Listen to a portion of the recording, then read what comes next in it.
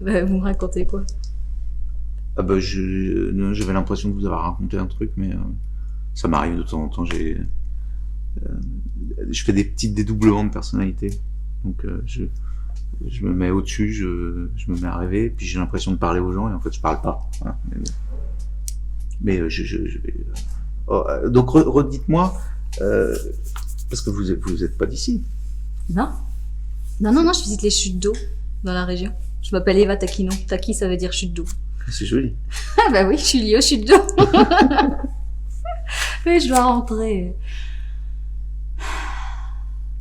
plus tôt que prévu. Enfin, je dois retourner voir mes parents.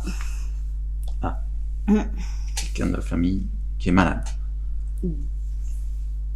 Bah, plus ou moins, je sais pas. Il semblerait que mon père soit blessé. Mais mon père, c'est un menteur. Je peux pas raconter ça à quelqu'un que je connais pas. Pourquoi? Ma famille fait pousser des oranges sous serre en Vendée. Super. Et mon père réparait la serre ou je sais pas quoi, enfin hier, et il est tombé de l'escabeau. Il dit que ça va, hein. Mais je peux pas savoir, vu qu'il raconte toujours des mensonges inutiles. Mon grand-père est mort quand j'avais 6 ans. Mon père m'a dit qu'il était parti à l'étranger en voyage d'affaires. Je l'ai cru pendant 1 an. J'ai vraiment cru que c'était vrai. Il y a eu les funérailles. On m'a dit que c'était une fête et puis je dormais. Et puis même après personne parlait de mon grand-père parce qu'il était pas là. Et puis un jour, il y avait un visiteur, il est rentré prendre le café, il a commencé à raconter des souvenirs de grand-père. Mais je trouvais ça bizarre, je trouvais ça bizarre. Je me suis dit que je devais peut-être lui dire quelque chose.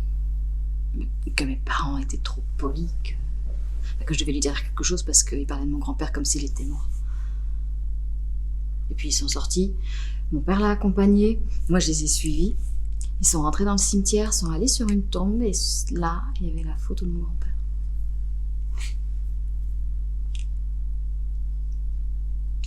Et donc votre père menteur s'est blessé? Ah oui, mais je peux pas savoir.